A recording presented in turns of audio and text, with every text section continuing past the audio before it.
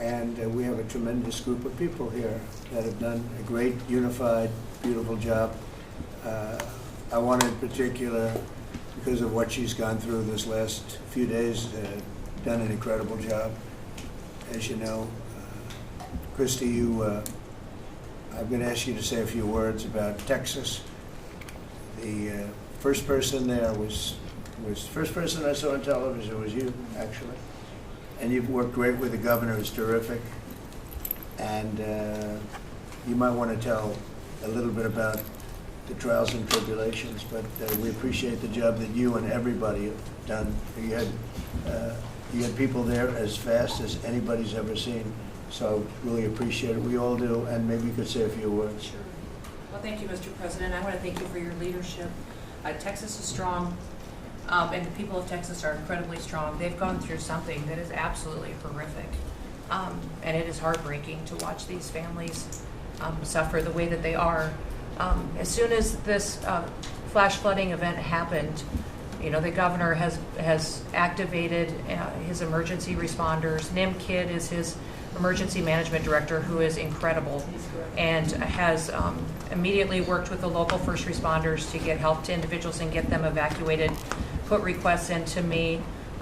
We deployed, sir, right away, as you know, because you and I were talking a lot during this time, the Coast Guard.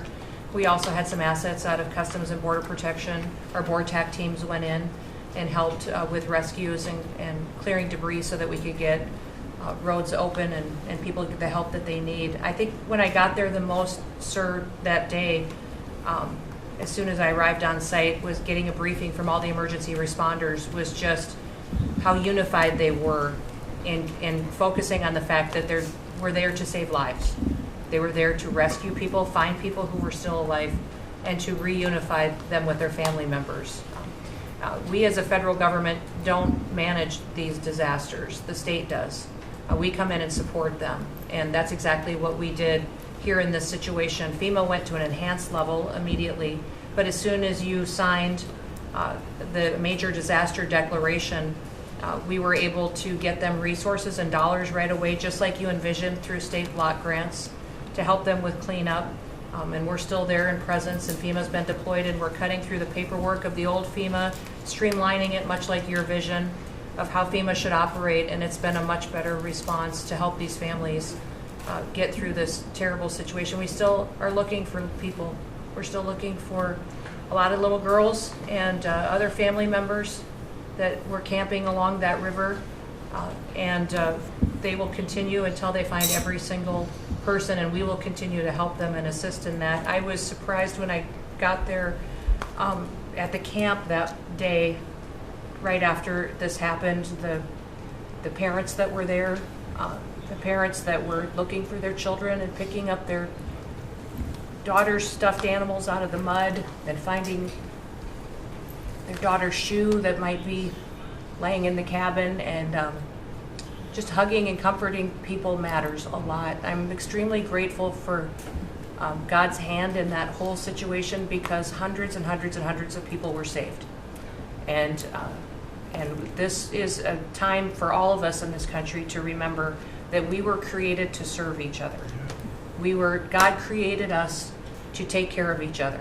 And that when we do that, we are happier, we are more fulfilled, and we can walk alongside people on their worst day and help them get through it and come out the other side, knowing that we can continue to live a life that God has purposed for us. So they're grateful for you. Several times the day after the flooding, you and Melania were on the phone with me, and I want to thank you for that. And that meant the world. I was able to tell many of those folks that I had been visiting with you, and that you had said, whatever they need, Christy, let's deploy it and get it down there and be helpful. And on Sunday, when the families were waiting at a church to identify their children's bodies, Franklin Graham and I called in and prayed with the families and read some scripture with them, and he was incredible in making himself available to that as well. We'll be back down there in a couple of days and continue to do all we can, but this is an unprecedented event. It really is. There's been tragedies like this around the country, but everyone is unique in different situations, and The response the federal government had supporting the state through this. I'm proud of the people that stepped up and immediately came. The Coast Guard, when they came in, they had a difficult time even getting the aircraft in and landed. They had to try several times in the weather to get it in and deploy. And I think we've heard about, our one Coast Guard member that was responsible for saving over 165 people, but that entire crew did incredible work.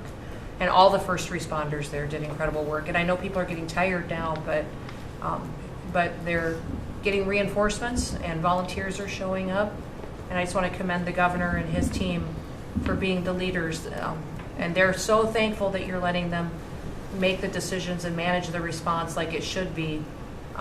And then us supporting them with the resources of the federal government. We've already deployed dollars to the state, much like the block grants that you've talked about. Right. So they're grateful for that, sir. There's never been a wave like this outside of the breaking of a dam. Because this was almost a wave that ended up being 30 feet high, more actually.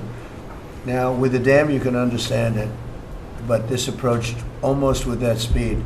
When you see a dam break, it's not a pretty sight. It wipes out everything, and this is the kind of thing that built up so fast.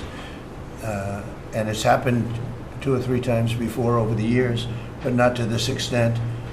But tell them when you met the father who was picking up the daughter's clothing. And I had walked through so the sad. cabin where all the little girls died, and I had kind of fallen apart in there, but I walked out of the cabin, and a gentleman was standing there, and he said,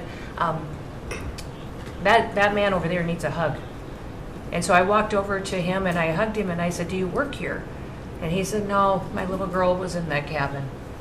And he said, and I just found her best friend about an hour and a half ago. She had passed away. And he just fell apart. And so then we just hugged and talked for probably an hour about that. But then there was the grandpa was there looking for his granddaughter as well. There was a dad there of one of the counselors.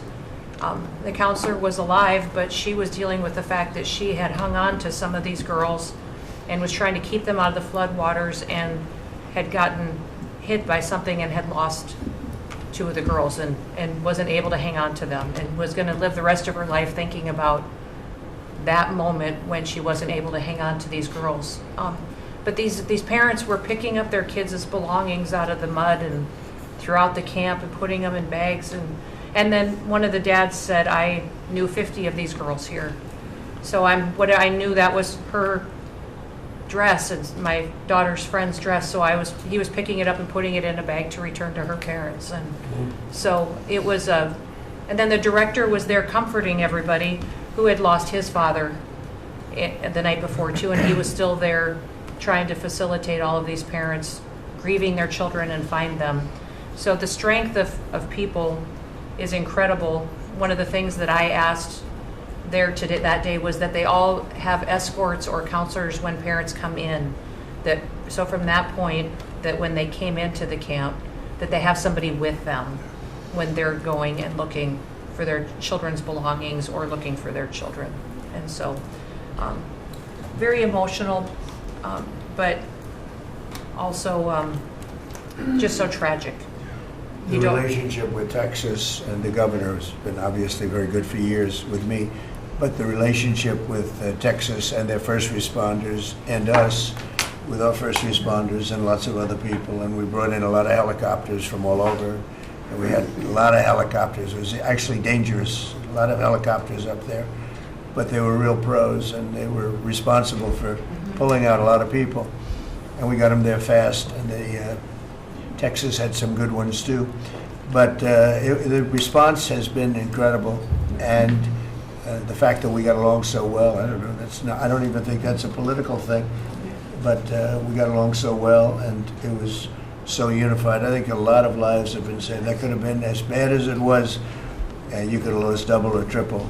This thing was just really horrible. Well, congratulations on a great job, and I appreciate it. I know you're going down. I'll be going down on Friday with First Lady, who will be taking a trip, and we don't want to get in anyone's way because that's what happens. The president goes and everyone's around focused on. I don't want anyone to focus on us, but it's possible they could have somebody saved still. You know, there's a lot of areas. It's a big area, and you know, probably unlikely at this point, but there could be. I mean, they're thinking there could be the possibility, but what a tragic situation.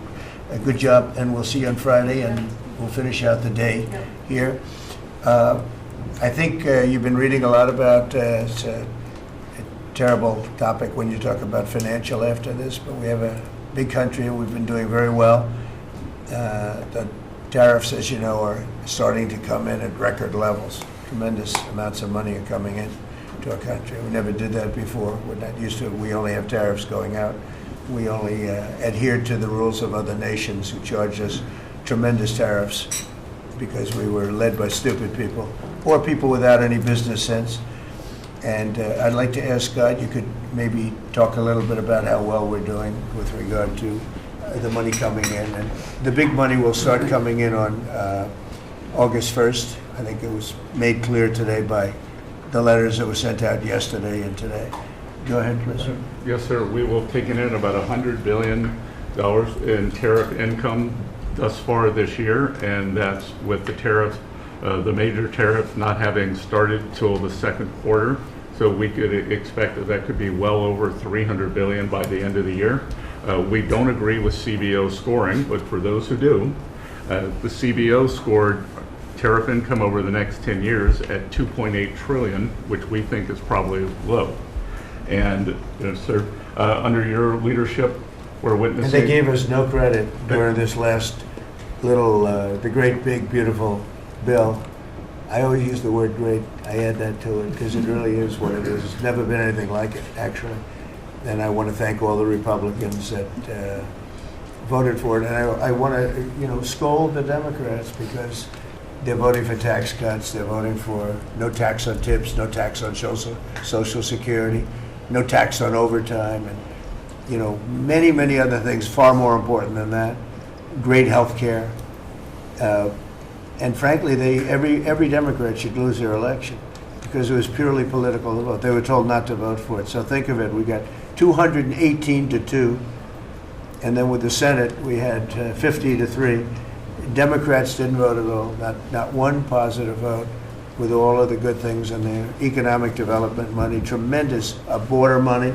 Now you're loaded up on the border. And I don't think we're going to need so much of it because we had zero come in last month, so I'm not sure how much of it we want to spend. You may think about that. You may actually think about saving a lot of money because the wall's been largely built and it obviously worked, but you may want to think about that. But so I think it's incredible when I watch the Democrats, and they have standard lines like they had Russia, Russia, Russia. They had the laptop from hell. It all came from Russia. You know, they make things up and they go with it, and they feed it to you people in many cases. And they said, "Here's a line," and I hear the new line is death. Oh, it's death. Everyone's going to die. There's nothing to do with that. In fact, we're saving our country. Death is from allowing 25 million people into our country, of which 3 or 4 are stone-cold, hard criminals. 11,888 are murderers, many of them committing more than one murder. That's death, and the Democrats did that. Joe Biden did that by allowing people to come in here just totally unchecked, unvetted, open borders, open borders. The whole world was dumped into our country from prisons, from gangs, from mental institutions. We have many people walking the streets, walking in areas that we don't know anything about, that came out of insane asylums. They released their the insane asylum population into our country, and it's amazing the job that you and Tom Homan are doing, by the way, on that. But we have to get them out, and we have no choice. We have to get them out, and we are getting them out. And so, Pete, you want to tell them about our great military and how well we did with respect to the bombers and the B-2 when we had the pilots here 2 days ago, and they were incredible people. Go ahead. Yes, sir. Truly a historic mission. It demonstrated the skill and courage of the United States military. From those B-2 pilots and families that we had a chance to meet, sir, to the fighter pilots, to the refuelers, to the maintainers, to the air defenders who defended the base. What was demonstrated on the world stage was American military might and capability. And it wasn't just Fordo and Esfahan and Natanz that took notice in Iran. It was the rest of the world, that we have a decisive commander-in-chief willing to use these capabilities, which are the best in the world. As the president pointed out, no one else could have done what America did there on that night, and everyone took notice of that. With the One Big Beautiful Bill, sir, we've got $150 billion additional to invest in Golden Dome and all the other weapon systems and stockpiles and shipbuilding priorities of yours. Another month, another historic recruiting bump. It's not just the Army and the Marine Corps anymore, it's the Navy, the Air Force, and the Space Force, all historically ahead of where they've ever been. So historic spirit inside the military. We had a chance to be at NATO, Marco and I, and see how the world responds to us saying it's time for you to shoulder the burden and take the lead for your continent. That only happens with President Trump leading. And we're proud to be a part of what's going on at the border, sir, with now a fourth national defense area where we're helping get to that number 0 and securing the border. But that mission, Operation Midnight Hammer, re-established deterrence. It reversed what happened in Afghanistan. You saw the debacle of what Biden allowed to happen in Afghanistan and what that did to our image. President Trump said, with Operation Midnight Hammer, we're reestablishing American leadership and deterrence, and we're proud to be a part of it, sir. And our so-called enemies were watching. They watched every minute of it. They watched. There was very few people that weren't watching, actually. But they watched every minute. It was a perfect military performance, the likes of which we haven't seen in a long time. I mean, if you compare that to the same country, the hostages from years ago, Jimmy Carter, it was unfortunate for Jimmy Carter. He was a nice man, but with the helicopters going down, the sandstorms, the prisoners, they got captured, then the election and the prisoners and Reagan and all the problems. It was nothing but problems. And that was a failure. And ours was not only the pilots. I mean, those machines flew for 37 straight hours. They didn't stop. They went skedaddle. You know the word skedaddle? It means skedaddle. They dropped the bombs, and somebody said, skedaddle. Let's get the hell out of here. And every bomb hit its mark and hit it incredibly. And as you know, the Atomic Energy Commission said it's gone. That place is gone.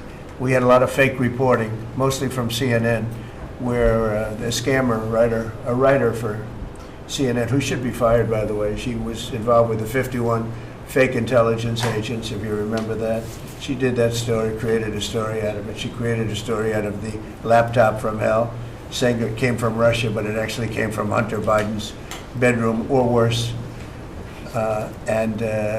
Just a scammer, and she's still at CNN, which is pretty amazing. But we'll ask you a question about her.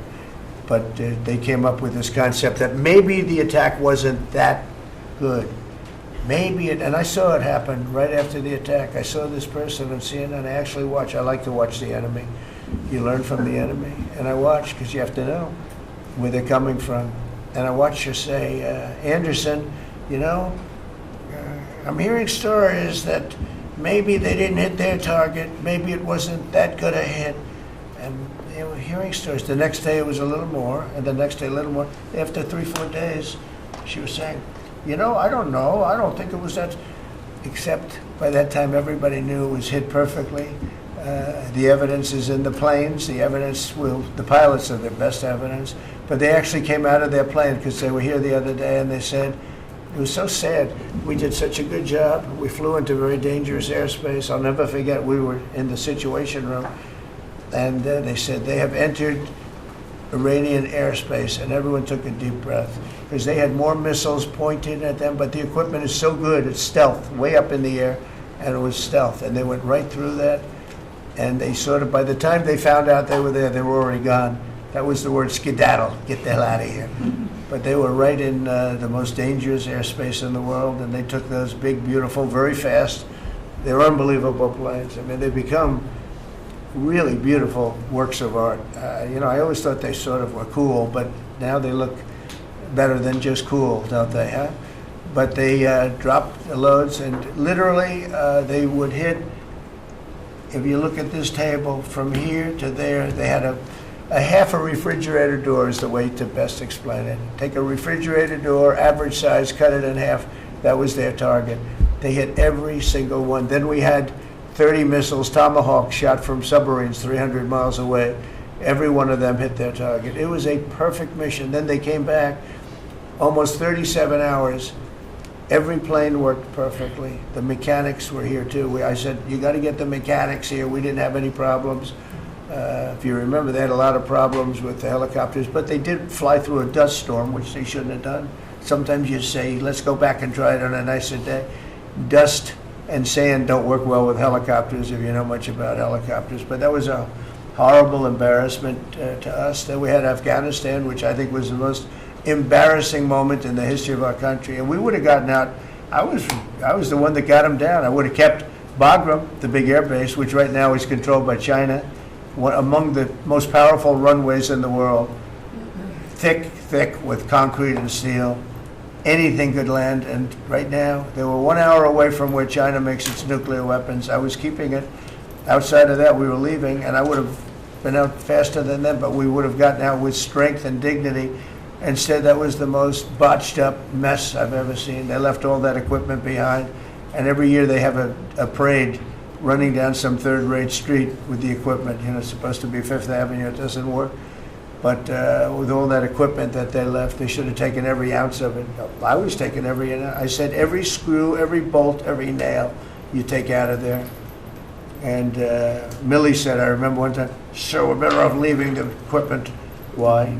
Well, it's cheaper. I said, cheaper? You mean it's cheaper to leave a $150 million airplane rather than flying it into Pakistan or India or someplace, or just flying it straight home? It's cheaper.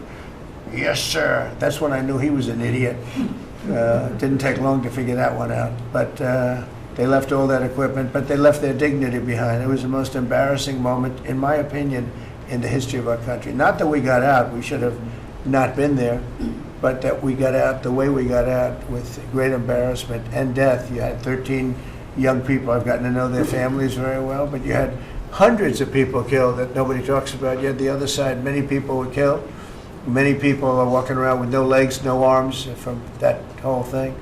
They left from the wrong airport. They should have left from Bagram, because Bagram was a big base with hundreds of miles of fencing and territory around it. Nobody would be able to get near it. And they left. So, we've done a great job. And I think people are really starting to see it. They're starting to appreciate it. Pete's done fantastically. That mission was a work of art. And I have spoken to some of our perceived, I don't know if they're enemies, but they're perceived as being potential enemies. And they essentially said the same thing. Very impressive. There wasn't a thing that we didn't lose an engine. We didn't lose it. They landed and they were cheered. But the sad thing was they were cheered, and one of the pilots said, we were a little concerned because when we got out, we were told that on television they were reporting that we may have missed our targets. Sir, we hit every target. That's what I do for a living. We hit every target. In fact, when the bombs hit, a yellow haze came over the horizon that I've never seen before. It just lit up the whole horizon, brighter than the sun. It was like looking into the sun. He goes, we hit our target, because you know what that was exploding. And but they were a little downbeat because they listened to that fake CNN reporting and the fake New York Times. They worked together to try and say that it wasn't perfect. They couldn't say they missed. All they could say is, maybe it wasn't perfect. And you ought to fire that reporter immediately. You should fire her. Real fake. And so I just want to congratulate those pilots. And a lot of people don't like bringing things like that up. I do. I always like confronting, because otherwise the public doesn't know that you're a bunch of crooked people. But they know, they've learned, and the media has to straighten out their act. The media is down to 17% approval. You got to do a little better than that. It's important for the country that you do better. I think they ought to make a lot of changes. I think changes are going to be made to the media, but it's hard to have a really successful country if you have a corrupt media, and we really have a corrupt media, and nobody really knows why. I mean, why would you want to have open borders and criminals pouring into our country? Why would you want to have men playing in women's sports, transgender for everyone? You'll have to figure that out. But some of you don't. I mean, I'm looking at some people, they love the country, but I look at other people and they can't. But we're really proud of our military. It was, and the people that maybe don't like us or want to play games with us, because I think that had you not had the situation in Afghanistan, I don't think Putin would have gone in. I think when Putin looked at how stupid and incompetent that operation was, he said, wow, this might be a chance. And we're dealing with him now too. We're not happy with Putin. I'm not happy with Putin. I can tell you that much right now, because he's killing a lot of people. And a lot of them are his soldiers and their soldiers, mostly. And it's now up to 7,000 a week. And I'm not happy with Putin. Okay, any questions? Yes. Yes, sir. You just said that you're not happy with Vladimir Putin. Is there anything that you plan to do to act on that feeling of unhappiness? Well, I wouldn't be telling you. Don't we want to have a little surprise? You know, one of the things we did with the attack is that, and you asked that question, I didn't mean to be rude, but I'm in a rude because I'm looking at some of these crooked people up here, so I'm rude, but your question was asked very nicely. But one of the things we did is we went over every fact. We wanted to get every fact straight. We wanted to have the distance straight, the number of pilots straight. Everything had to be correct, because this was a very important mission. If we failed on this mission, it was beyond the war that, obviously we had with Iran and Israel, and a lot of hatred, a lot of years and years of hatred, centuries of hatred. People have never seen anything like it. So we wanted to be correct with all our facts. So what I was doing is just asking, it would be great if the media would be correct with their facts. That's all we ask for. So go ahead. So finish it up. Oh, yes. Just returning back to Russia, if there's anything that you would signal about your displeasure with them. Well, I'm very unhappy with them. There's no reason for this. It's turned out to be tougher, but it's only tougher. And I will say the Ukrainians were brave, but we gave them the best equipment ever made. We gave them the anti-tank busters that knocked out tanks. I mean, you just aim them in the direction of the tank and the tank is gone. We gave them missiles, the latest and the greatest. They were able to shoot down a lot of things that would have normally wiped out. Probably would have been a very quick war. It would have been a war that lasted 3-4 days, but they had the benefit of unbelievable equipment. And Europe gave them too. We gave them far more because Biden shouldn't have done that. He should have equalized. We should have given him the same, or we should have given actually less than Europe. It affects Europe much more than us, but we're in there for over $300 billion. Europe's in there for over $100 billion, but still, Europe gave a lot.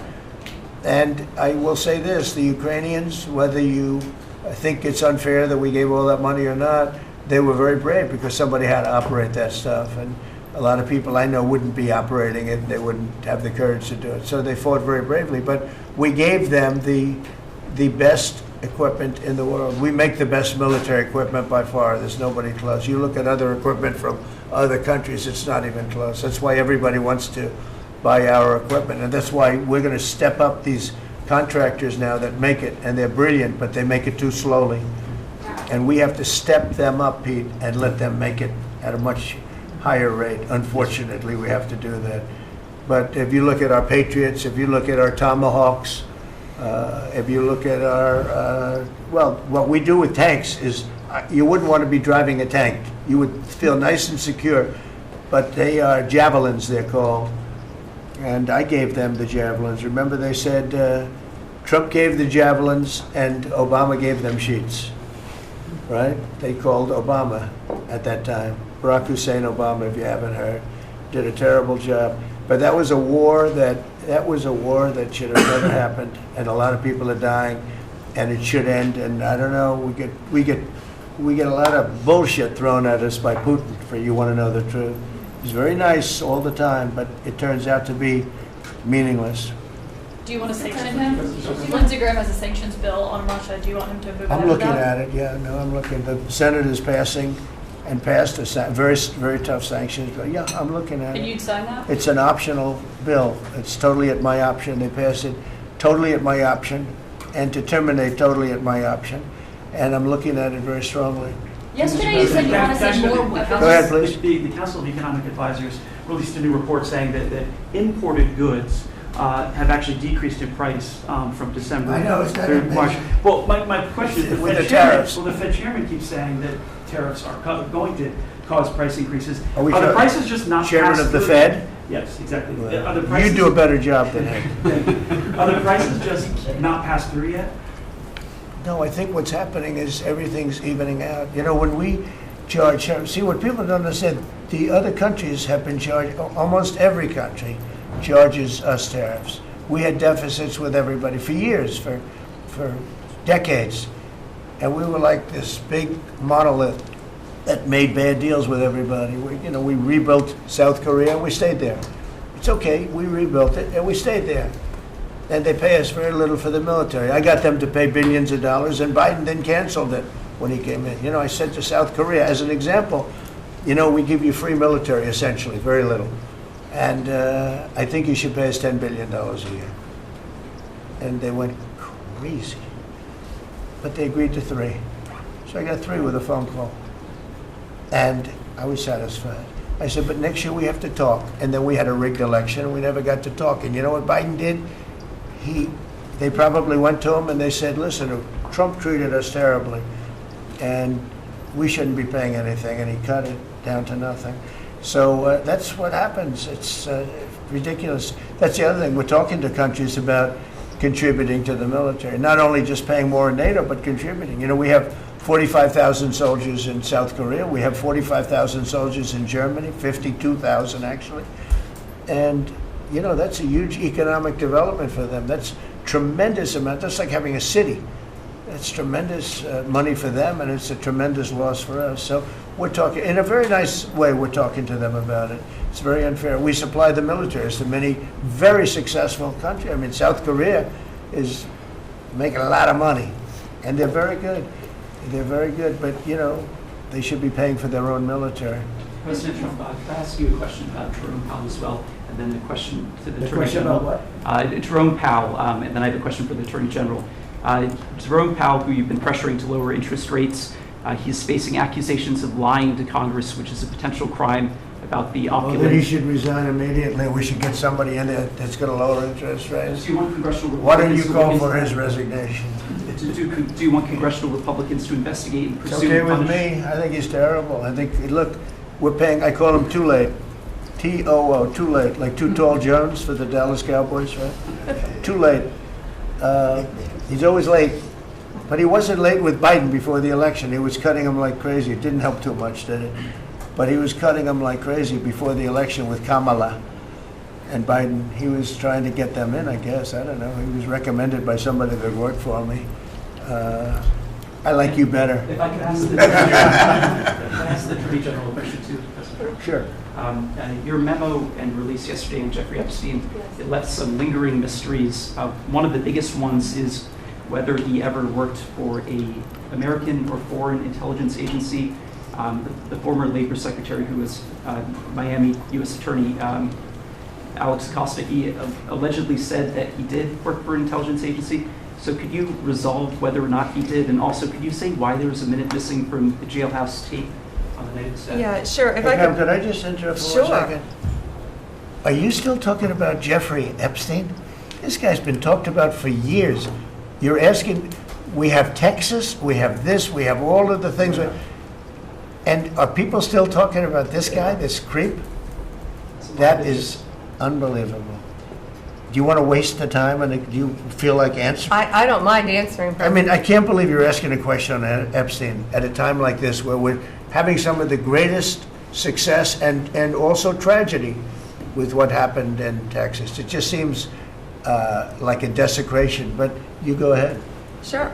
First, to back up on that, in February, I did an interview on Fox, and it's been getting a lot of attention because I said, I was asked a question about the client list, and my response was, it's sitting on my desk to be reviewed, meaning the file, along with the JFK, MLK files as well. That's what I meant by that. Also, to the tens of thousands of video, they turned out to be child porn downloaded by that disgusting Jeffrey Epstein. Child porn is what they were. Never going to be released, never going to see the light of day. To him being an agent, I have no knowledge about that. We can get back to you on that. And the minute missing from the video, we released the video showing definitively, the video was not conclusive, but the evidence prior to it was showing he committed suicide. And what was on that, there was a minute that was off the counter. And what we learned from Bureau of Prisons was every night, they redo that video. It's old, from like 1999. So every night the video is reset, and every night should have the same minute missing. So we're looking for that video to release that as well, showing that a minute is missing every night. And that's it on Epstein. Mr. President, on the tariffs again, on August 1st, you've said it is the deadline. What incentives do countries have to negotiate? It seems that deadline keeps moving. It was April 2nd, now it's... We didn't move, no. It's always been August 1st, that's when we're paying. A statement was put out today, and I put it out just to make it clear. It wasn't a change, it was August 1st. We don't change very much. Every time we put out a statement, they say he made a change. I didn't make a change. A clarification, maybe. No, August 1st they pay. And everybody pays, everybody has to pay, and the incentive is that they have the right to deal in the United States. If they don't want to, they don't have to pay, and they don't have to deal here. But if they want to buy and make a lot of money and sell in the United States, they have to do that. If you go back and look at some of the good presidents, our country was the wealthiest, proportionately the wealthiest, from 1870 to 1913. It was an all-tariff country. We didn't have income tax. That came in in 1913. We had tariffs. And we had so much money we didn't know what to do with it. We had, we had a couple of presidents that were very, very strong. McKinley, I guess more than anybody, but he was the tariff king, but he was very, very strong. It's sort of sad. He made a fortune for this country, became very rich, and then Teddy Roosevelt went out and vice president, and he spent the money. And they said Roosevelt was a great president. And let's say he was a great president, but the money was paid by McKinley with tariffs. Tariffs are charged by other countries at levels that are ridiculous. And I call those other countries, and every one of them is willing to give us everything now, by the way, just so you know. Sir, we'll charge you no tariffs, nothing. We'll give you everything. We'll give you access to our markets. We'll give you everything. Is that a correct statement, Scott? Yes, sir. Howard, would you say that's a correct statement? Exactly correct. It's like they just don't, because they're very spoiled, because for years they ripped us off and we didn't have a president that understood it, or Secretary of Treasury or Secretary of a lot of different secretaries are involved, but certainly Commerce Secretary was, not doing their job. I don't know about Kelly, she's small business. We'll keep it that way, okay? Her small business is bigger than almost all big businesses when you add it all up. But no, they are very respectful of our country. But the incentive is that they have the right to do business with us. Without that, they don't have the right to do business. And that would be okay, too. And with this flurry of deals, will we hear in the next 24 hours, will we hear a flurry of deals? Yeah, we have a lot of them going out. But the deals are mostly my deal to them. We're picking a number that's low. We don't want to hurt them. And fair. We're picking a number that's lower than, in most cases, lower than what they charged us. But it's amazing when you've paid all this money for years and they get one president that's a little bit different and a little tougher on this subject, and they're willing to drop everything they've been charging us for years and years. We have countries called, you don't have to pay any tariff to come in and do business. They're giving us total access to their countries. They gave us no access to the country. They say, well, you cannot go into our country. Okay, good. Now we will give you total access and you don't have to pay any tariffs. But please don't charge us tariffs. And we don't like that deal. So the letters I send out are, we have made some deals. We can make a lot more deals. It's just too time consuming. It just makes it more complicated. And we can do things over the years too. We're not hard line.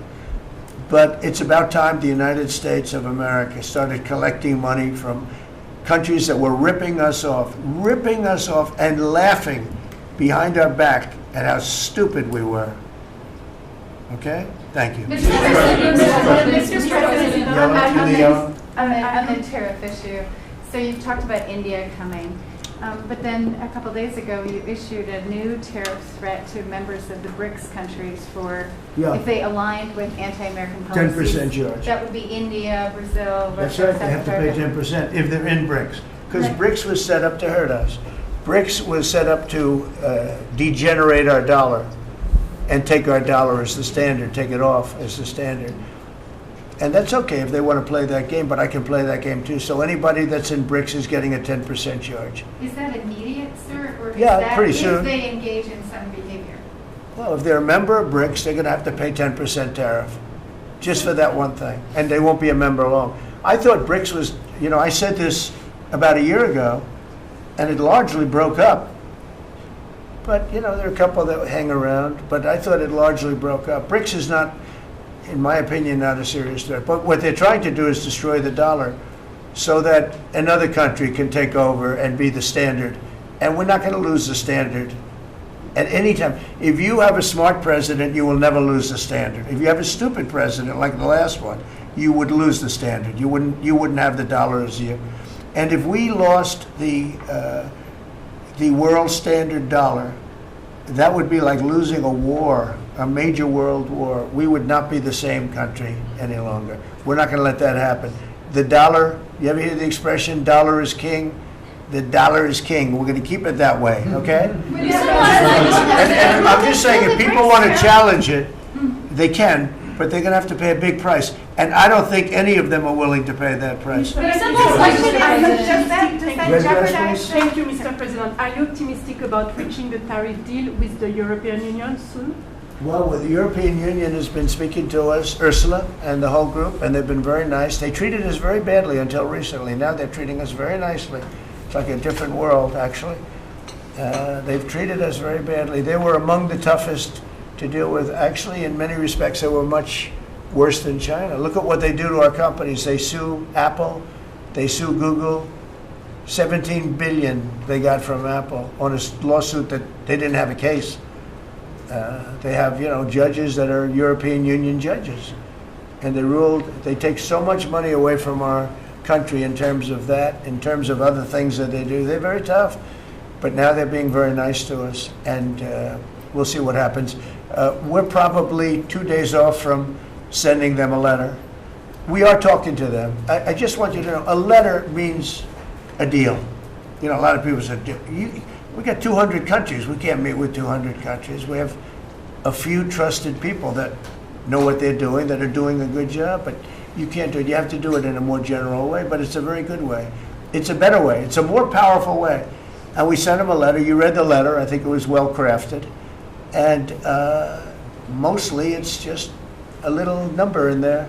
You'll pay 25%, 35%. We have some at 60, 70. Those are ones with massive, where we have massive trade deficits because they've treated us very badly. But I would say in every case, I'm treating them better than they treated us over the years. Don't you agree with that? I do. I could have done much. I could have been much harsher. I don't want to do that.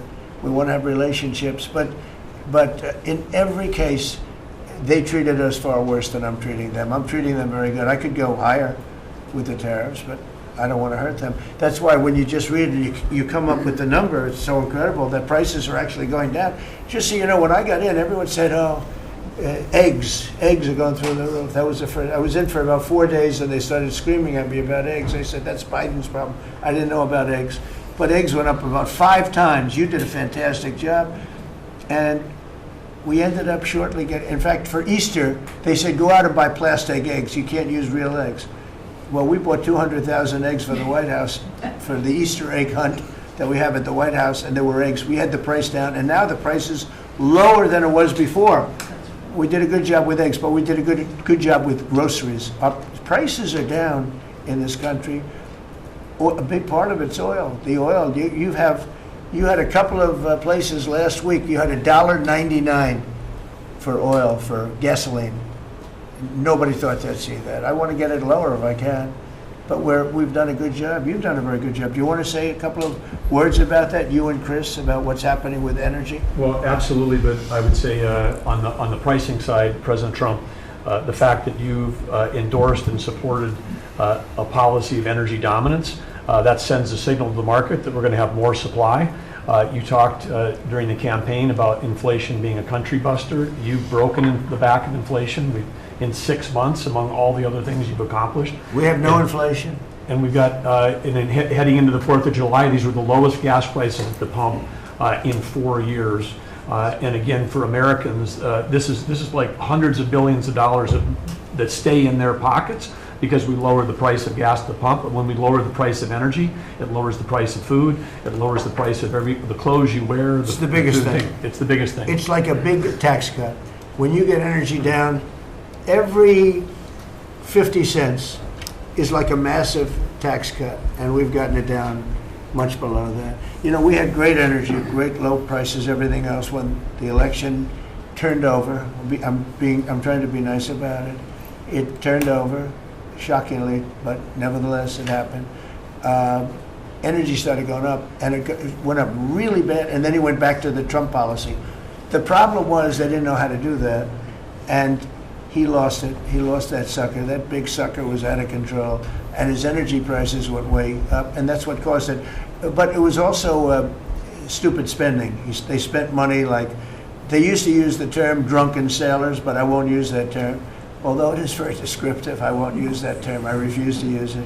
But they spent money at levels that nobody had ever seen before, and trillions and trillions of dollars wasted on the Green New Scam, greatest scam in the history of our country, other than maybe Russia, that might have been. But the Green New Scam was the single greatest scam in the history of our country, and continues to be, but it's weakened badly. It's hobbling along because people are they're finally getting it. But they spent trillions of dollars on the Green New Scam, getting nothing for it. Devised by a couple of young people that weren't even good college students, you know? Not even good students. Check out their marks. Can you clear Mr. something up, Mr. President, on what you said last night? Not for CNN. You said you The want to last, send not more for the CNN. last, Go ahead. the You last said you jobs send report, more in the last arms jobs to report, Ukraine. Mr. President, in the last jobs report, the manufacturing jobs actually lost 7,000 jobs. When will the investments that you've been talking about have an effect Well, on they're manufacturing? building the plants now. About 7 have started. We're going to have hundreds started within a short period of time. Lee Zeldin, who may be the most important man in this room, I'm sorry, but he's the one that gets the permits, whereas he's the one that has to get the permits for the plants and the factories, and permits that used to take 5 years, he's getting in record-setting times. AI, we're leading China a lot in AI, and if we go with this, you know, I'm allowing the plants to build their own electric. I'm allowing them to become an electric utility, so they can produce their own electricity, because we need double to be successful with AI, which is the biggest thing now. We need double the electricity that we have, which is hard to believe. We need even more than that. And they're building plants with their own electricity substations. They don't have to use the grid. And anything they build extra, they're putting into the grid. So we're supplying the grid with brand new electric sources. And you know, it's funny, when they came to see me, they never even asked for that. I told them about it. The reason they didn't, they thought that was an impossibility. You're not allowed to build your own electric. These are massive investments that are being made in building electricity for their plants. And they're going to have, I think, Doug, a lot of electricity left over. And that electricity is going to be passed into the grid and give us no more, you know, like you look at California. They have blackouts and brownouts every week. They're totally out of control. They have a really incompetent governor. Where's Chris? Is he here? You want to speak to the subject? Yeah, I think a huge thing in the One Big Beautiful Bill, Mr. President, because of your leadership, is the ending of these subsidies, as you call them, the Green New Scam. That saves our country $500 billion over the next 10 years. But American taxpayers were paying twice. They're paying that money, $500 billion in the subsidies, and they were paying more expensive electricity price. If you subsidize something, you should at least lower the cost of it. But in this case, we were subsidizing something and paying more for it. So the One Big Beautiful Bill had two huge things: ending wasteful spending. Wind, solar, and batteries combined are 3% of U.S. total primary energy. 3% for $1 trillion, another $500 billion coming. It's just not a good investment, hurting our businesses, hurting our consumers. And that one big beautiful bill also unshackled oil, gas, and coal development in the United States, onshore and offshore. Secretary Burgum has been working tirelessly on how, by getting the government out of the way, private businesses will develop more resources in the United States, lowering costs for American consumers and making much better leverage for the United States to help our allies abroad and reduce the power of our adversaries abroad. So just a huge win in the energy front all around, and I thank you for your leadership. We're setting records now on energy, and there'll be nothing compared to what there'll be in about a year from now, but we're setting records. And wind is a very expensive form of energy. It's very bad for your beautiful surroundings, the plains and the valleys, and the birds are dying all over the place. You know, the whole thing is a disaster. They're almost exclusively made in China. Not that I have anything against China, because I don't have a great relationship with President Xi, but I asked him, how many wind farms do you have? He makes them, but they don't have a lot of wind farms, I'll tell you, very, very few. And wind is tremendously expensive and is very ugly. And if you own a house that's inside of a windmill, your house is worth less than half. And you hear noises. And interestingly, in New England, you probably read, where for 50 years they had 2 wells washed up, 50 years. And last summer, they had 14 washed up. Now, I'm not saying that's the wind farm that was built, but maybe it is, right? Probably is. It's tremendously expensive, and it can only be done with subsidy. You know, I know a man that's in that business, and one of the biggest in the world actually runs a company that builds these stupid windmills. And he said, I hate the business because it's the only energy where you need subsidy. He said, energy shouldn't need subsidy. You should make money with energy. So wind. The other one is the solar, those big solar fields. They're taking our farmland. Our farmers are like mortified by it. They hate it. It's very, very inefficient and very ugly too. You know, probably better than a windmill, but you go around and you see all these things that are 3 miles long by 3 miles wide, and you say, what the hell is that? And it's a lot of plastic from China. It's plastic, black plastic from China. Now, we want to be smart. We're going with,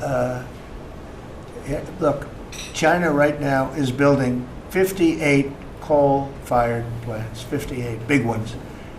They have 62 on the books to build. We've reintroduced clean, beautiful coal, because you know you can do a lot with coal now. Clean, beautiful coal, and natural gas, and all of the other things that we have. But we don't want wind, and we don't want solar, because they're a blight on our country. They hurt our country very badly, and smart countries don't use it. Solar sounds good, I will say, and I like, on occasion, you'll see a roof which is made out of solar brick, but it's a smaller use. We need the kind of thing that's going to fire up our plants, and it's not going to be wind, you know, that's very intermittent, as you probably know. But they've spent a fortune. They've spent trillions of dollars on this stuff. And I'll just give you one other story. A friend of mine is a very successful guy. He went back to see his mother in Minnesota. Hadn't seen her in a long time. And he wasn't back for 10 years, which isn't a nice story. I mean, you don't see your mother for 10 years. She's got some difficulties, which I know the guy, he does have some difficulties. He's very successful, but probably not the nicest person. It was actually longer than 10 years, but he went back and he told me he wanted to go and look at the valley. There's a valley in Minnesota that he thought was so beautiful. And I hadn't seen it in a long time. He's driving along the road. He said, oh my, I'll use the word gosh, oh my gosh. He said, oh, he said it looked like a junkyard. You had 159 windmills. They were all over the place. Some were old, some were newer, different companies, different shapes, different sizes, different colors. Many of them were terminated meaning closed. You can't take them down because the environmentalists don't let you bury the blades because they're made out of a fiber they say is bad for the earth. So they want you to put them up, but they don't let you take them down. But many of them were turned off. He said it looked like a junkyard. Go to Palm Springs, California, and take a look at that pile of junk. And you go into a wealthy neighborhood. Before you get there, you have to ride through hundreds of windmills that are Most of them are turned off, they're rotting, they're rusting, they're 30 years old, 20 years old, and they have a very short life. You know, those windmills have a very short life, especially the ones that are in the nice salty Atlantic Ocean and Pacific Ocean, where the salt just gets under that steel and decimates it. No, it's a horrible, horrible thing for our country. And I speak out. It would be nice to say wind, because it sounds so good, doesn't it, Doug? Wind, wind. But it's not.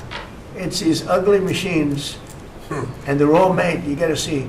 Some are a little taller, a little shorter. They're made by different companies. They have different stocks. They have different blades. They have different everything. It is so horrible. And if you look at smart countries, they don't use it. Smart countries don't use it. And we're now a smart country. We're not we're a brilliant country. We're not smart. We're brilliant now. We're going to be a brilliant country. We have to be, because we have to catch up for some really stupid people that did a bad job. Yes, Brian? Yes, Mr. President, I've got a quick comments and feedback as a native Texan, someone that I grew up bringing my kids to a camp very near the affected camp now. Thank you on behalf of Texas. I've gotten hundreds of messages that want to thank. It's, if you're in the cabinet room, you can tell the president and his team, on behalf of Texans, thank you so much for the quick response and the loving, the hugs. I saw that you gave.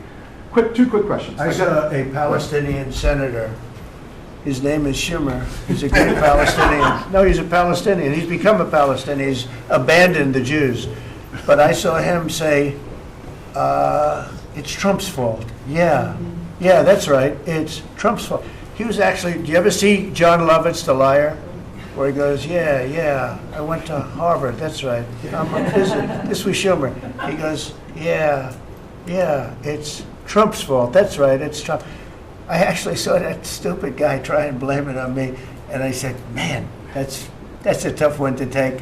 But his career is limited, because I hear AOC is going to beat him, and she's no bargain either, by the way. Go ahead. Well, I'm just saying that's an example of an America First team effort to get this country back. So that's what America First looks like for the viewers watching us at home. My two questions. Looks like we have a rogue judge, an Obama-backed rogue judge that is attempting to block the funding to Planned Parenthood, which the big, beautiful bill cuts off the funding to Planned Parenthood. Any plans to challenge that? Okay. Absolutely. Yes, we're on it. We're on it. And I texted, I believe, I talked to yesterday Secretary Lutnick and Secretary Besson. I reached out to you to let you know that we were on it in the big, beautiful bill. Wonderful. And then my I let her handle that question. Did you notice? I said, go ahead, handle that question. I'll toss it to her. Then my second question was Secretary Rollins. You did an amazing press conference today in front of the Department of Agriculture. You talked about the Farm Act and the need to get China out of our country, owning farmland. For the viewers at home that might have missed that, can you recap what that means to national security to make sure we can grow our own food? Well, thank you, Brian, sir, if you don't mind. Yes, this morning Secretary Hegseth, Secretary Noem, and Attorney General Bondi and I had a press conference at the USDA. I just happened to have a chart in case it came up, but obviously the Chinese owning of farmland in our country is a massive national security issue. And for the media, you can see the yellow is where all of the farms have been purchased over the last number of years. And the red is around all of the military bases where that farmland has been purchased. So this is a massive national security issue. The press conference this morning included 3 of our greatest governors as well, Sarah Sanders from Arkansas, Jim Pillen from Nebraska, and Bill Lee from Tennessee. The states have begun taking a leadership role to ban the purchasing of China farmland. Obviously, Congress needs to step up and catch up, and we're going to be working alongside of them as well. We had some of our members, great members of Congress there, but it is time. And I think that this morning was symbolic of many things. The first of this administration working every day to effectuate President Trump's leadership and unequivocal support of America First. But second, just how close we are as a cabinet. I don't know in any other administration that you'd have 4 cabinet members at the USDA on a Tuesday morning when it's about 110 degrees outside with the sun beating down on us talking about Sir, Your Vision. So I think it was a great day. It was just the start. There's an executive order coming and some other things coming behind that. But protecting America's farms isn't just about protecting our farmers. It's also about national security. So that's what we discussed this morning. I do want to say that I think we have had a really good relationship with China lately, and we're getting along with them very well. They've been very fair on our trade deal, honestly, and I hope we're going to have a great relationship. It's a big, strong, powerful country. We're more powerful than they are. We have much better military equipment than they do, but we are getting along with them very well. I'm getting along with President Xi very well. We speak often. And with all of that being said, and I understand what you're saying, but I think we're getting along with China very well. Mr. President, you want to send more weapons to Ukraine, as you said last night. Last week, the Pentagon paused some shipments of weapons to Ukraine. Did you approve of that pause? We want to put defensive weapons because Putin is not, he's not treating human beings right. He's killing too many people. So we're sending some defensive weapons to Ukraine, and I've approved that. So who ordered the pause last week? I don't know. What did you tell me? I think that's a question for the Pentagon. Go ahead. Mr. Yeah. President, on immigration, the Secretary of the Agriculture did say this morning that undocumented workers would not be covered by any amnesty of who are working on farms. You had said maybe that the ISA folks won't go after those folks on farms. So which is it? There's no amnesty. What we're doing is we're getting rid of criminals, but we are doing a work program. Do you want to explain that, please? Yeah, this morning we talked about, of course, this was a top of mind question. This morning we talked about protecting the farmers and the farmland, but obviously this president's vision of no amnesty, mass deportation continues, but in a strategic way, and then ensuring that our farmers have the labor that they need. Secretary Chavez-DeRimmer has been a leader on this. Obviously this comes out of the Labor Department, but moving toward automation, ensuring that our farmers have that workforce, and moving toward an American workforce. So all of the We've got to above. give the farmers the people they need, but we're not talking amnesty. Lori, do you want to say something about Yeah, thank you, Mr. President. On this, thank you, Secretary Rollins, how important this is never to displace the American worker. What the Department of Labor is doing is focusing on what the law entails now, being more modernized, more streamlining, to work through the H programs. We're going to have a concierge approach to that, where we have developed a new office to answer the need of our farmers and ranchers and producers, and not to displace the American worker, and follow within the law now. And that does not include an amnesty program at all. And we've seen that working, and we'll continue to have that roll out. On the other topics that we've somewhat talked about, the jobs numbers, Mr. President, 4 months in a row, we've seen those jobs numbers increase. That's an exciting time for our manufacturers. That was asked earlier. We know it's going to take some time, but through that deregulation process that Lee and I are working on as well, the Department of Labor has rolled out 63 new deregulations that we're going to be moving through. In the first Trump administration, it was successful with over 30. We've just rolled out 63 new ones in order to double down on those manufacturing companies, to let them know that we have signaled through this process that we will assist them in getting the workforce that they need. It's an exciting time. That one big beautiful bill, that was the signal to my former colleagues in Congress to get this done.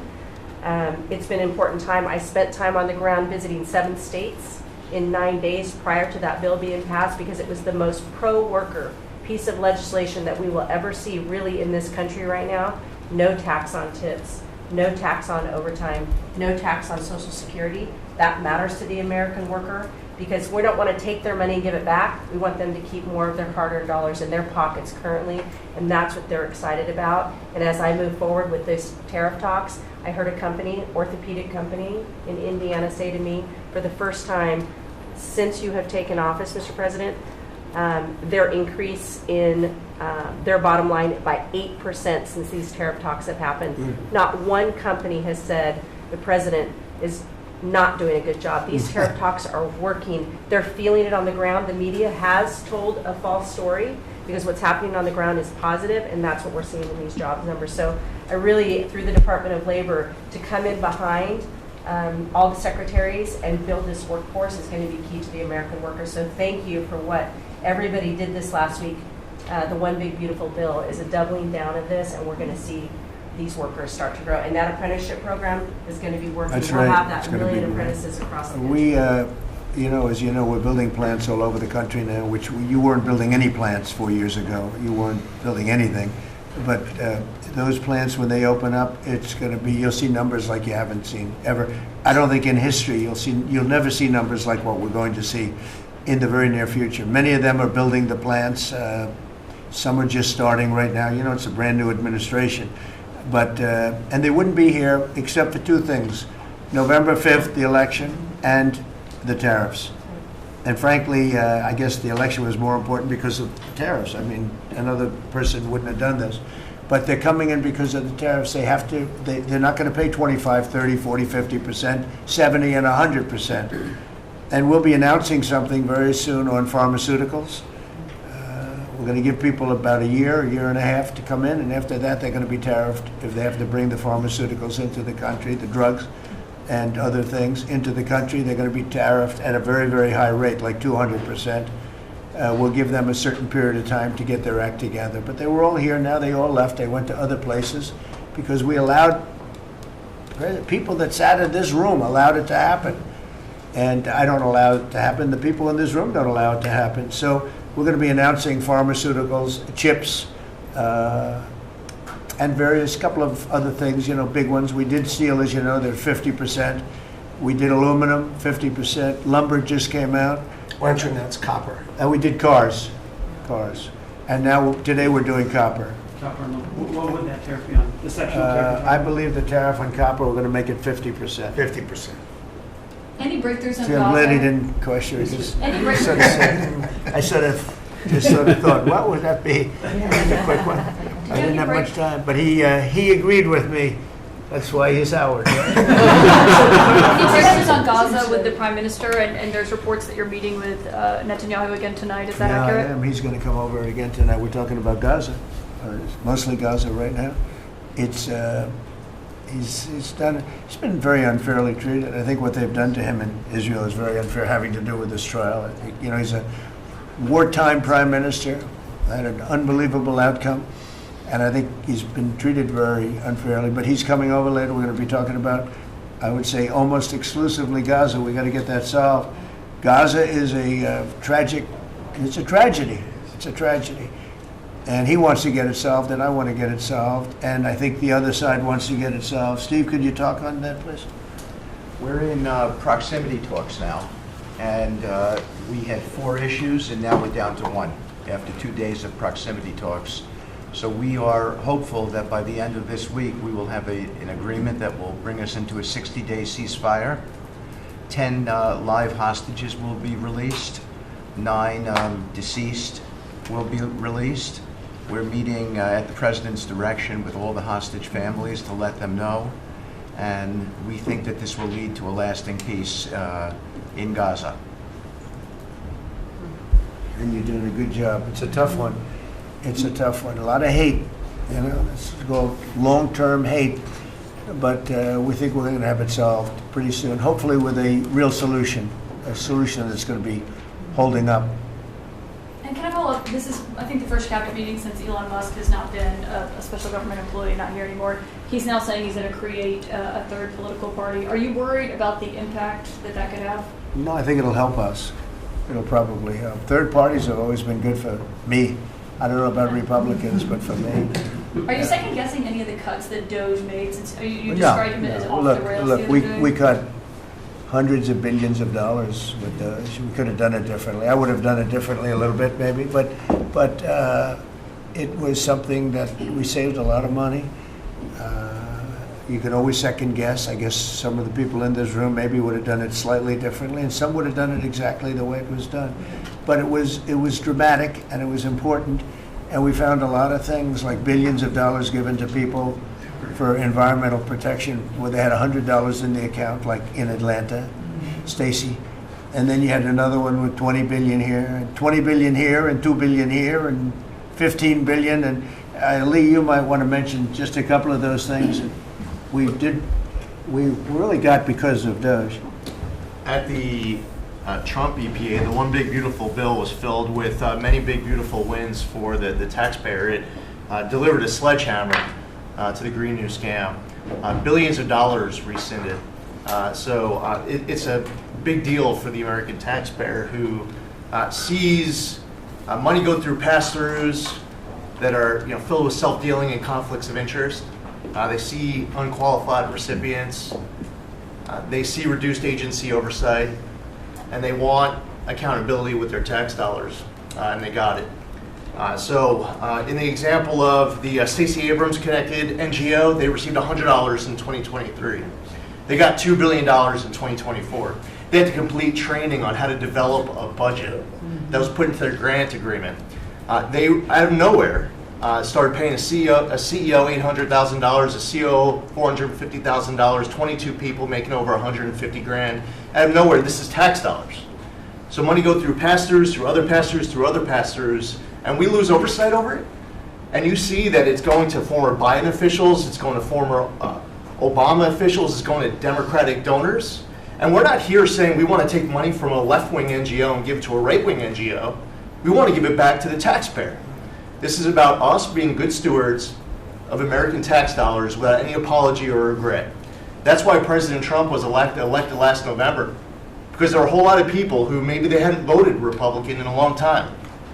Maybe they didn't even vote for President Trump the first time around in 2016, but they're regretting that vote from 2016 and they were making it right in 2024. So the One Big Beautiful Bill gave us the tools to rescind billions of dollars more. We're seeing hundreds of thousands of dollars that'll get wasted per electric vehicle as an example of this money that was going through it. They gave $50 million to a group called Climate Justice Alliance. They say that climate justice runs through a free Palestine. The Biden EPA gave $50 million to a group that says that climate justice runs through a free Palestine. We say that if you're going to spend $1 in the name of remediating an environmental issue, then spend $1 on remediating an environmental issue.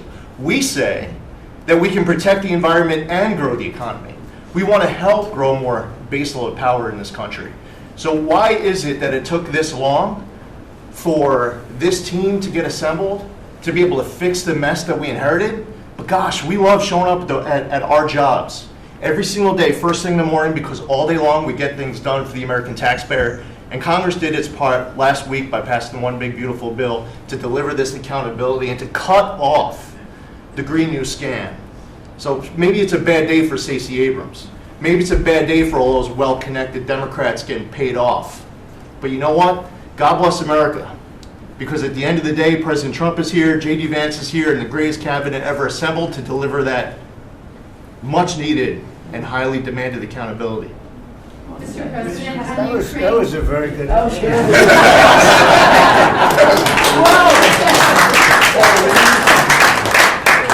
And that's from the heart. That's from the heart. On Ukraine, the Ukrainians have asked the international court to go after Russia for using toxic chemicals in the fight. Germany and Germany and the Netherlands have had intelligence saying that. What does U.S. intelligence believe, and what do you believe about the use of chemical weapons? And would you agree that that's a case for the court? Well, I'd ask John maybe to discuss it if you'd like, John. Well, Mr. President, obviously chemical weapons, if it's documented in its use, it's illegal. It's against all international laws of armed conflict and treaties. And obviously I can't share in this room with this audience the intelligence that I can share with you privately, but obviously you're not going to stand or allow for any violations of international law by anyone. That's right. Thank you. Could I ask Sean to Department of Transportation, Sean Duffy, former great congressman, very popular, decided to go out and make a couple of bucks. He made a lot. And he got bored with that, though. He likes serving people better, the people. And could I ask you to just discuss a very important subject to me, and that's the modernization of our equipment at airports so that planes aren't crashing into each other and bad things don't happen. It should have been done many years ago. We were going to do it, and then the election precluded that, unfortunately. But we're doing it now. Could you tell them where we are? Yeah, if I can start with Newark. You guys all covered what happened in Newark. We had outages for a couple of 30-second outages a couple months ago. We have, in 2 months, Mr. President, it's historic speed, laid new fiber lines for communication. and tested those in the next month. So those new lines for the Philly Tracon that controls the Newark airspace, they're up and running, lightning fast speed. June was the most on-time June ever in the history of Newark for air travel. So that's going incredibly well. By the way, we should have dealt with this because Joe Biden and Pete Buttigieg had moved the center from New York to Philadelphia. They didn't test the lines. They didn't do the work, which is what brought us all these problems. But in the big beautiful bill, we got $12.5 billion. This is a historic investment in air traffic control. And so what the money is going to allow us to do is move from copper to fiber all over the country. So new copper lines. We think we can do that in a year and a half to 2 years.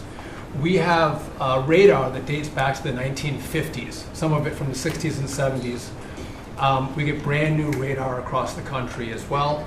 We have some infrastructure money to build TRACONs and centers, the en route centers that control the traffic across the country. So this is a massive new start to rebuild air traffic control. And again, this is dilapidated. Americans think that their government takes care of them and makes the investments that are necessary to make the country work. And for 30, 40 years, the investments weren't made. And so under your leadership and direction, we are making those investments. And per your direction, right now we are interviewing what we could call a general contractor or an integrator. One company to manage. It's a massive project. The FAA is not qualified to manage this kind of a project. So we are now going through the process of finding who that one company will be to manage the whole project. We'll interview those companies together and make that selection. So we'll write one big beautiful check to one beautiful company that'll be responsible for this whole build. But if I could just make one last point, this is not enough money. We're going to need more. But this is a massive new start. The biggest investment. We'll need some more money on top of it, but a great start from the big beautiful. It's a starter. It was very important to us, and just to cover that, there have been accidents, and my pilots, I would often hear them say, "Oh, good," and they would use a different system, a different country to land in New York. They'd use the radar and other things from a different country. I said, "What's that?" He says, "Oh, our system is so bad." And I knew that. We were all set to start, and Boot Edge came in, and what they did was so crazy because they hooked it copper into fiber, into steel, they had all different systems. They had hundreds and hundreds of contractors, different contractors for different airports. They spent billions of dollars, and they made the system worse because you can't hook copper into fiber. It doesn't work that way. You just can't do it. It's not doable, but they tried to do it. Didn't work out too well. And in the end, it was just a complete disaster. We want to have one great company. Now, Raytheon's going to bid, IBM's going to bid. We have 5 or 6 bidders that really are good and do this stuff.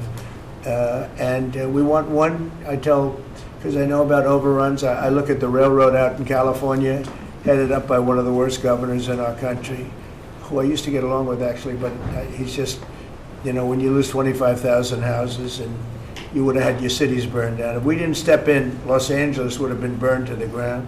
But you look at that, and I said, I really know how to build, and you got to have one guy, one contractor, one great one, whether it's IBM or Raytheon is good, but you have 4 or 5 that are really, really great, and they're all bidding against each other. But you don't want to have one doing the wire and one doing the digging and one doing the demolition and then they're all saying they all blame each other because they're saying they were late and therefore you have to pay me millions of dollars more money. I know the system so well, and we're going to have a great company do the whole thing.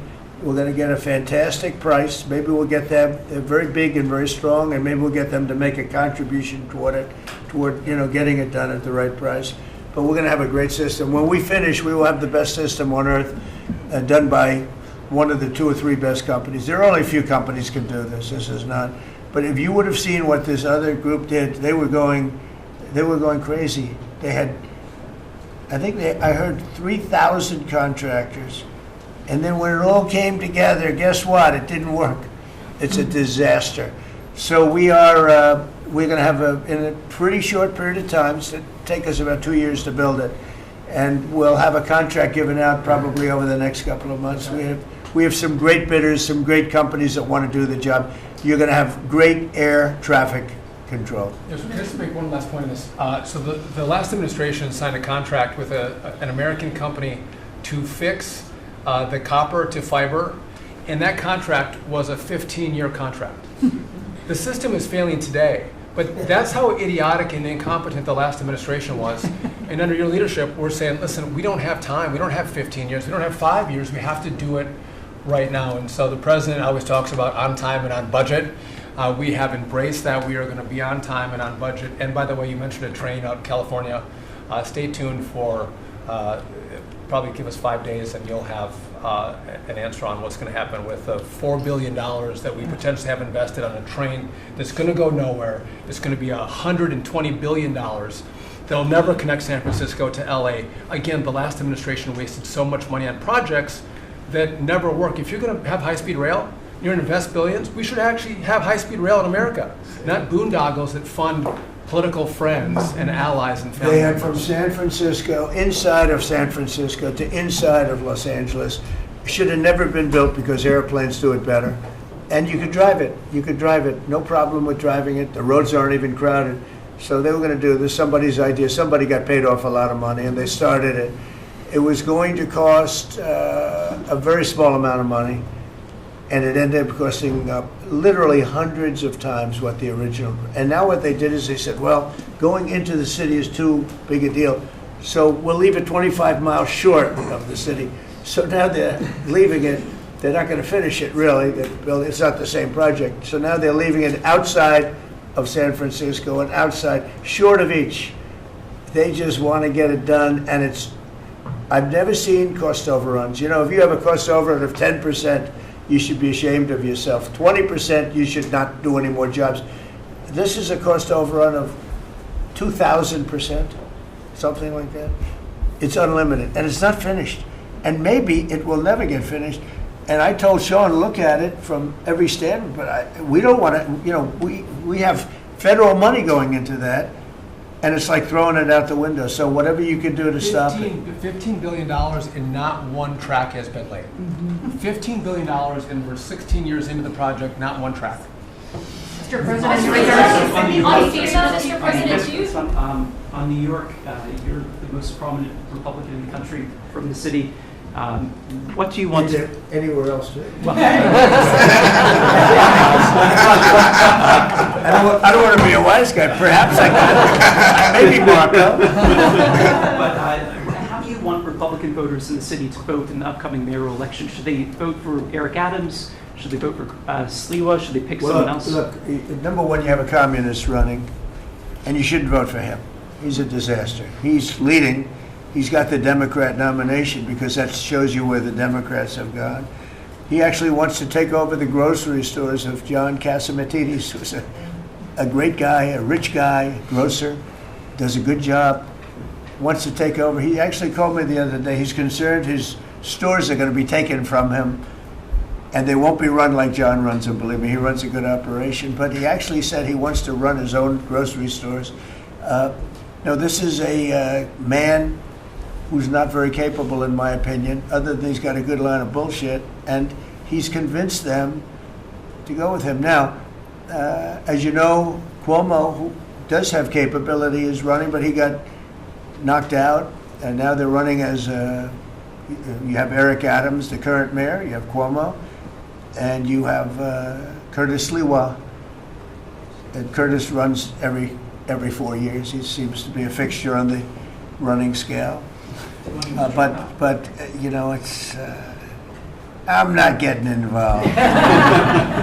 But I can tell you this: I used to say we will not ever be a socialist country, right? Well, I'll say it again: we're not going to have. If a communist gets elected to run New York, it can never be the same. But we have tremendous power at the White House to run places when we have to. We could run D.C. I mean, we're looking at D.C. We don't want crime in D.C. We want the city to run well. Susie Wiles is working very closely with the mayor, and they're doing all right. I mean, in the sense that we would run it so good, it would be run so proper, we'd get the best person to run it. The crime would be down to a minimal, would be much less. And, we're thinking about doing it, to be honest with you. We want a capital that's run flawlessly, and it wouldn't be hard for us to do it. And we've had a good relationship with the mayor, and we're testing it to see if it works.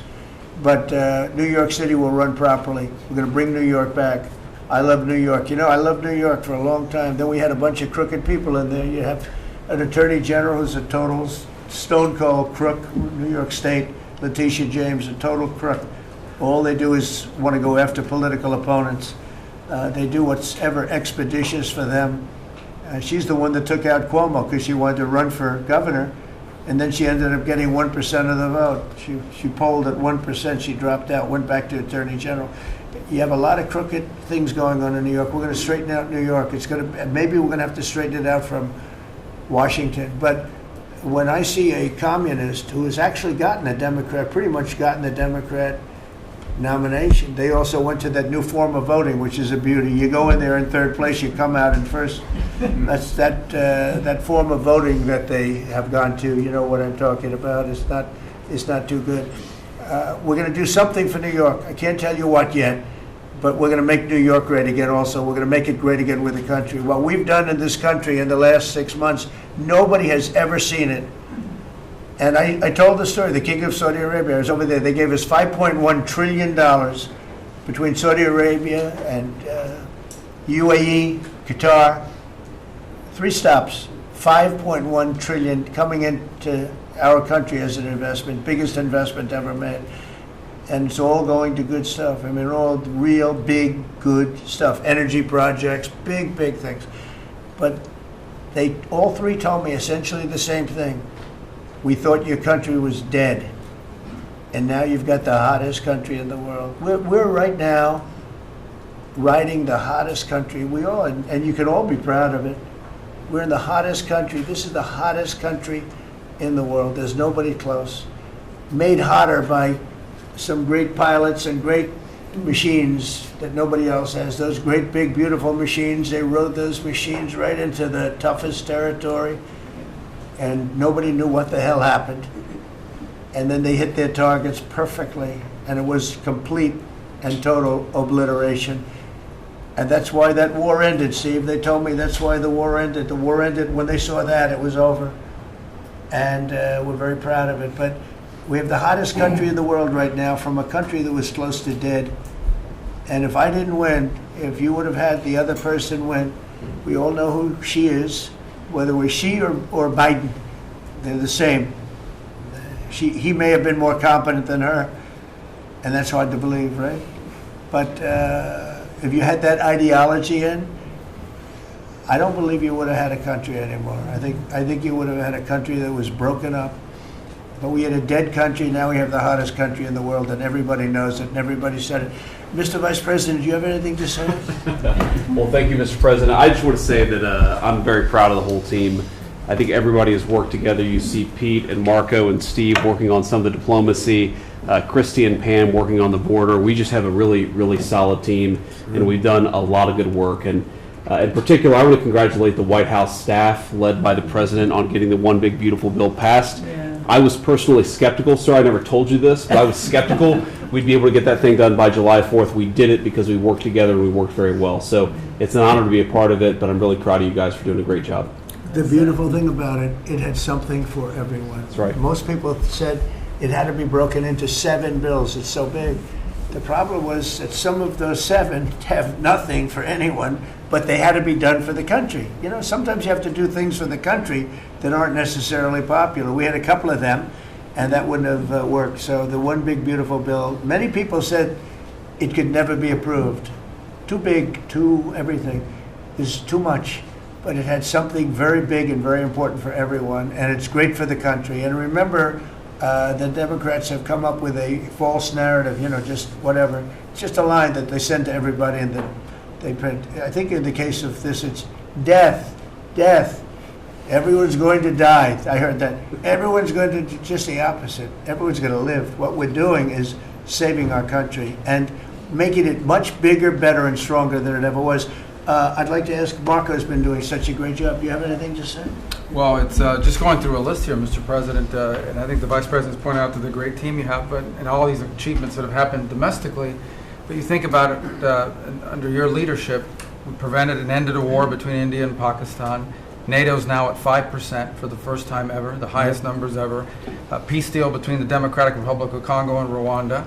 A 12-day war that ended with an American operation that we're the only country in the world that could have done. Hopefully, pretty soon, a peace deal between Azerbaijan and Armenia. The entire Middle East and the infrastructure of it has the potential now to change because of Syria and Lebanon, and it hasn't even been 6 months. Sure. It hasn't even been 6 months, so it's a great testament to your leadership in this. Well, thank you very much, and you've done a fantastic job. Could I just ask Linda, she's involved in so much, she's so talented and so good, and she's working on a couple of little things like Harvard, who was given $5.5 billion over a short period of time. We caught him on that one, it's crazy, but you're working on so much, you want to bring education back to the States. How are you doing? Well, absolutely, and thank you for the opportunity. I think on the big, beautiful bill, what we saw, was school choice, that's finally on a national basis at the state level, but there are opportunities now for scholarships, more and more of them for kids who are in failing schools. It's going to be a big turnaround. I think one of the biggest accomplishments we had over the past week was the University of Pennsylvania with the Title IX ruling that Leah Thomas was stripped of her title, Riley Gaines and Paula Scanlon and other women who have stood, so strong against men and women's sports. And when you put out the executive order, that just solidified it and gave them the opportunity. So those are a couple of really, really big wins, and thank you for that opportunity. And how are you doing with Columbia and Harvard? We're negotiating hard. I think we're getting close to having that happen. It's not wrapped up as fast as I wanted to, but we're getting there. Okay, good. And you've done a fantastic job. Thank you very much. It's been a good team. Yep. You have a great team. Around this table, a lot of people have helped with that. That's right. Thank you very much. Maybe just in closing, we spent a lot of time, effort, very little money on this room. This is called the Cabinet Room. It's been here for a long time. And it had some pictures that were not many of them and not very good ones. And I actually spent time in the vaults. The vaults are where we have a lot of great pictures and artwork. And I picked it all myself. I'm very proud of it. That's Andrew Jackson, great Andrew Jackson. That's a gentleman named, and we call him President Polk. He was sort of a real estate guy. He was, people don't realize he was he was a one-termer, but he was a very good president. And I'm not sure I should be doing this, he actually gave us the state of California. He was the one. He was the one that so I'm not sure, maybe he won't be there for long. But if you notice, the frame is the exact same size, almost, as the other one is Andrew Jackson. So that was a part of the reason, too, I have to be honest. But Polk was actually a very good president who's got the same frame that I needed, okay? And up here you have the original George Washington right behind the light.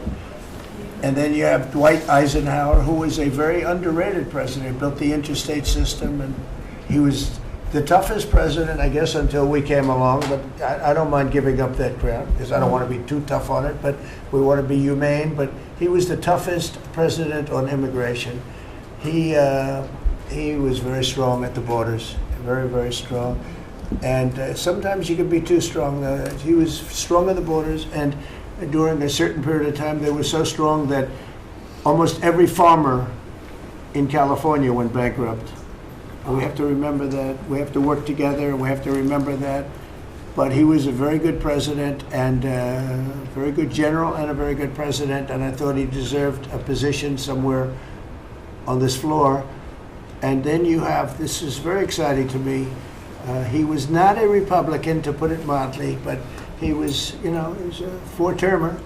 He was Franklin Delano Roosevelt. And if you notice, there were a lot of ramps outside. We have ramp, people say it's an unusual place for a ramp. It was because of him. He was wheelchair-bound, but he was an amazing man.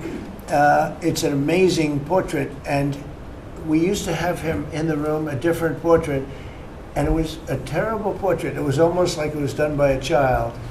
And I used to say, you know, I can't believe that he would have approved of that portrait of himself. And I was in the vaults and looking at things. I said, what's that? And we have some great curators here. We have 6 curators at the White House. They have 2 for paintings, they have them for furniture, they have them for different things. I guess cost is no object. Okay, cost is, maybe I'd have 1, but that's all right. But we have 6, and they're very talented, though. And he said, that's a picture of FDR. I said, really? Let me see it. They took off the wrappings, very well preserved.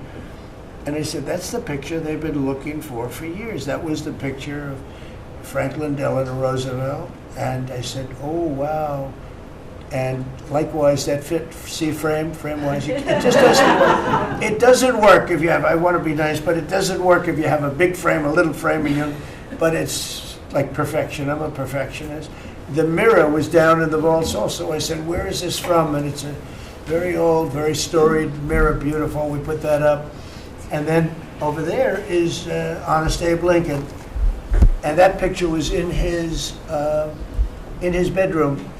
And we thought that this would be a very important place because this is where wars are ended. I'm not going to say wars are declared. I'm going to say wars are ended, okay? We'll be positive.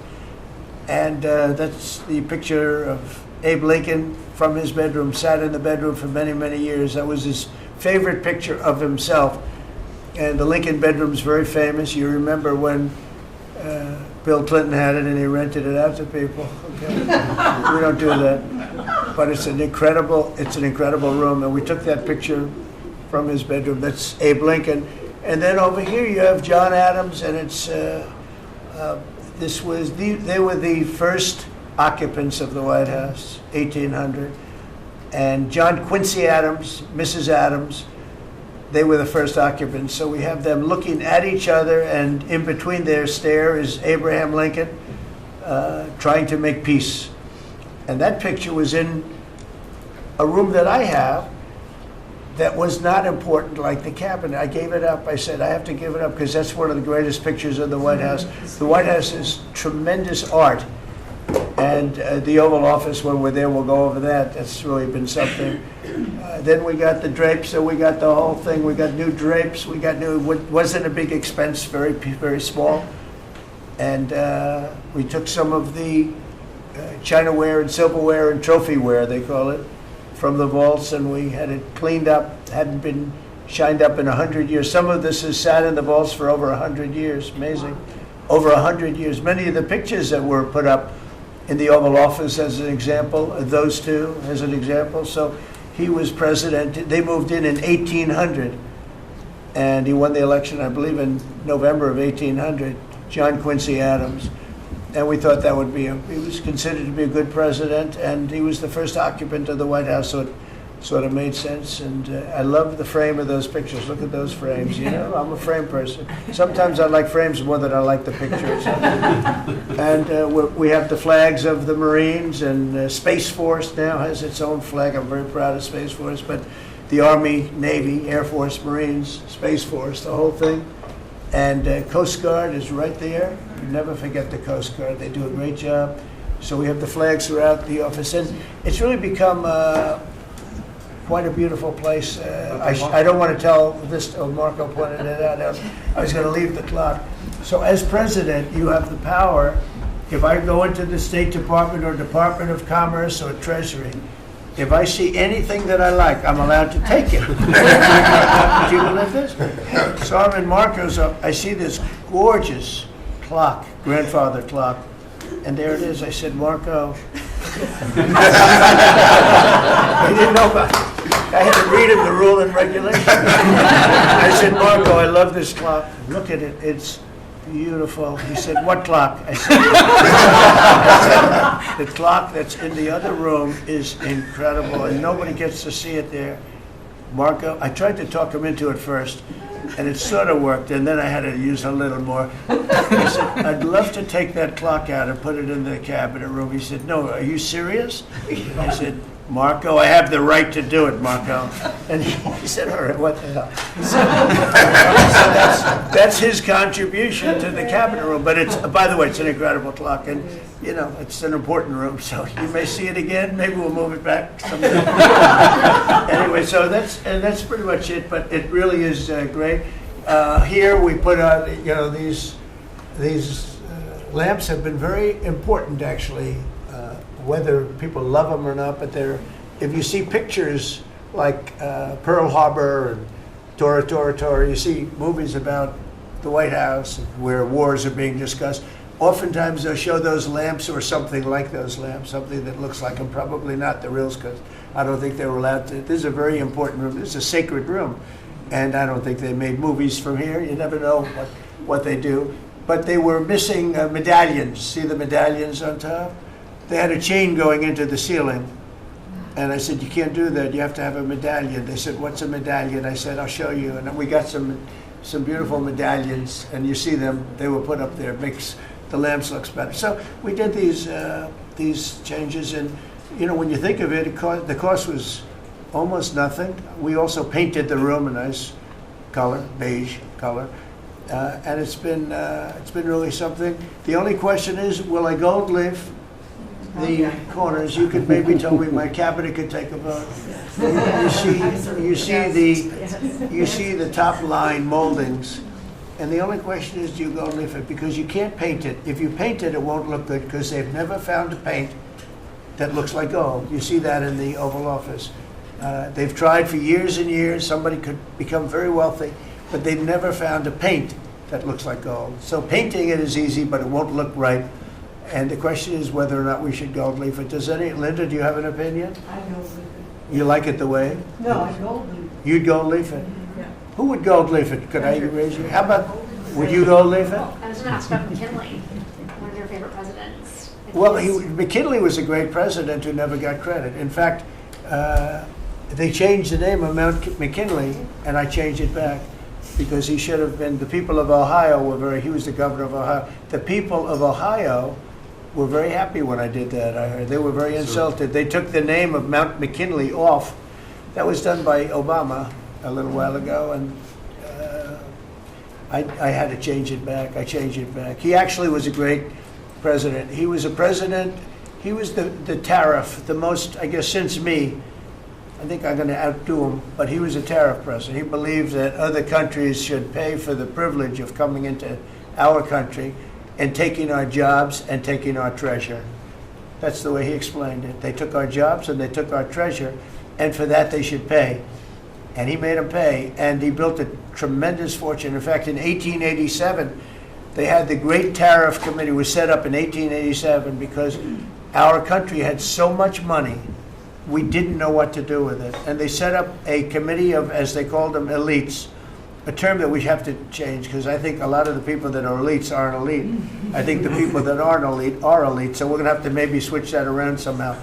But they had a committee that was set up to spend the money because it was such a large amount of money at that time. It was nobody had seen anything like it.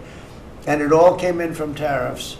And people didn't pay tax. There was no income tax system. I told you that came back in 1913. That came back and lived well for a while. And then you had the Great Depression. And then later they tried to bring back tariffs, but the whole thing was, this was after the Depression. That was one of the great misconceptions. Is people like to say, "Oh, but it was during the no." The country had a Great Depression, and then after the Depression, long after it started, they brought back tariffs to see if they could save it, but it took them really 25 years. When you say about 25 years to get out of the Great Depression, a lot of people don't understand that. But I thought it would be interesting for you to get a little view of this room. This is a very important room, very powerful room, great room. And we've done similar, but even beyond this, in the Oval Office. We brought back pictures of some of the great presidents. Many of them were in the vaults for over 100 years. Originals all, beautiful, beautiful things. And rather than sitting in a vault downstairs for 128 years, I thought we should display that. And we did that, I think, in a really good way. We've gotten very high marks. but it's interesting. People walk into that room and they look around the room. They don't even want to talk to me. They could look at it for hours. It's funny when people come into the Oval Office. It's such an incredible. It's a sacred place. When people come into the Oval from the biggest people in the world, presidents, prime ministers, kings, queens, one case at least, queens, and the biggest business people in the world, they walk into that office and they always say there's no place like this in the whole world in terms of the power. I mean, it's beautiful and all, but there are other beautiful offices. You have businessmen that have offices that are, full floors of office buildings, floor-to-ceiling glass, and they walk in there and they say, there's no place like this anywhere in the world. There's no place. And, it's what it represents maybe more than the physicality of the room itself. So it's an honor to have you all, media. It's an honor to have you. I just want to say we have a fantastic cabinet. Every one of them is a star in my book. And if they're not, I'll let you know about it. I don't care. I'll throw them to the wolves. I'll throw them to the wolves in 2 seconds because our country comes first, right? But I just want to thank you all for being here. It's been a lot of fun. Thank you very much, everybody. Thank you. Thank you, everybody. Thank you, press. Thank you, press. Thank you, press. Thank you, press. I'll tell you some other time. Thank you. Thank you, guys. Thank you, press. Yeah, I will. Are we talking about next week or here? I'm going to go. You're going to bring the trophy? I'll be going to the game. Are you Yeah. delivering the trophy? I'm going to deliver it. They have it in my office. Yes, I know. You're right.